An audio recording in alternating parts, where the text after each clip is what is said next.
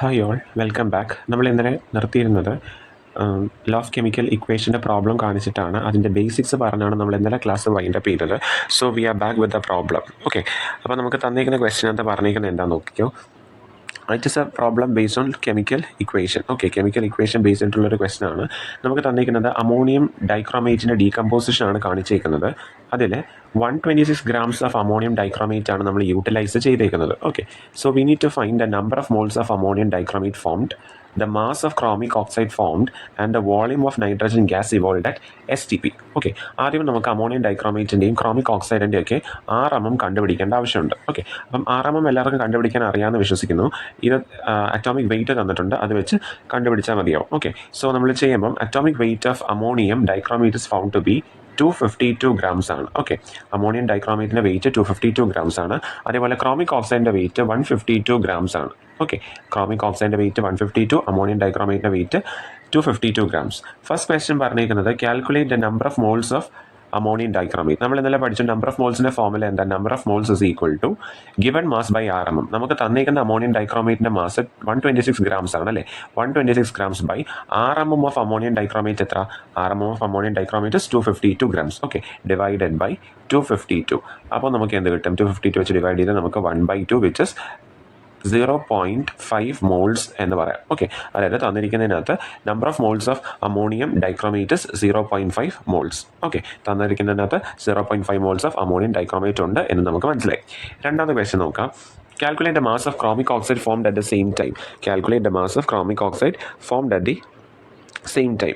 ഇതേ സമയത്ത് ക്രോമിക് ഓക്സൈഡിലുണ്ടാകുന്ന മാസാണ് നമുക്ക് കണ്ടുപിടിക്കാനുള്ളത്. സോ നമുക്ക് നോക്കാം.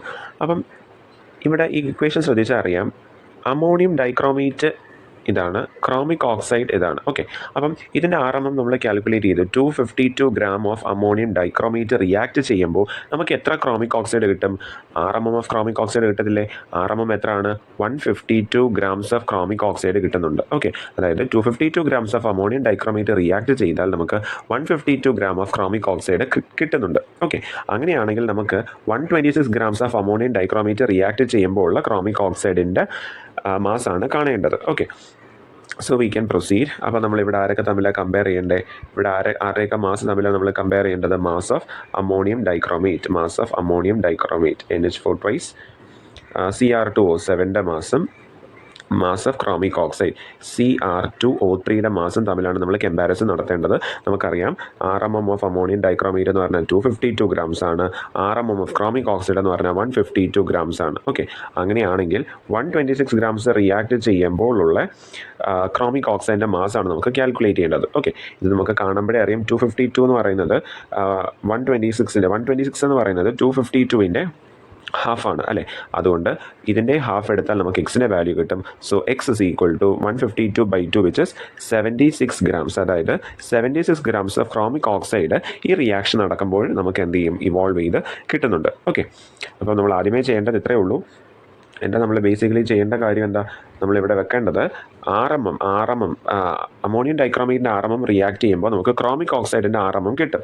അങ്ങനെയാണെങ്കിൽ 126 grams of ammonium dichromate react ചെയ്യുമ്പോൾ എത്ര ക്രോമിക് ഓക്സൈഡ് വേണമെന്നാണ് നമ്മുടെ ക്വസ്റ്റ്യൻ. അത് നമുക്ക് ഈസിലി കണ്ടുപിടിക്കാം. ഓക്കെ, ഇനി നമുക്ക് ക്വസ്റ്റ്യൻ ബാലൻസ് നോക്കാം. What is the volume of nitrogen gas formed at STP? Okay, what is the volume of nitrogen gas formed at STP? ഇവിടെ നോക്കിക്കേ, അമോണിയം ഡൈക്രോമേറ്റ് റിയാക്ട് ചെയ്യുമ്പോൾ നമുക്ക് ഇവിടെ 1 മോൾ അല്ലെങ്കിൽ 1 മോൾ ഓഫ് അല്ലെങ്കിൽ 1 വോളിയം ഓഫ് നൈട്രജൻ ആണ് കിട്ടുന്നത്. ഓക്കെ, ഇവിടെ നോക്കിക്കേ, നൈട്രജൻ സ്റ്റോഷിയോമെട്രിക് കോഎഫിഷ്യന്റ് 1 ആണ് അല്ലേ. നമ്മൾ പറഞ്ഞു 1 മോൾ ഓക്യുപ്പൈ ചെയ്യുന്ന വോളിയം എത്ര? 22.4 liters ആണ് അല്ലേ. അതായത് 252 gram ഓഫ് അമോണിയം ഡൈക്രോമേറ്റ് എടുക്കുമ്പോൾ നമുക്ക് 22.4 liters ഓഫ് നൈട്രജൻ കിട്ടുന്നുണ്ട്. അങ്ങനെയാണെങ്കിൽ നമുക്ക് കണ്ടുപിടിക്കേണ്ടത് 126 grams-ൻ്റെ അല്ലേ. അപ്പോൾ നമുക്ക് നോക്കാം 126 grams-ൻ്റെ നമുക്ക് നോക്കാം.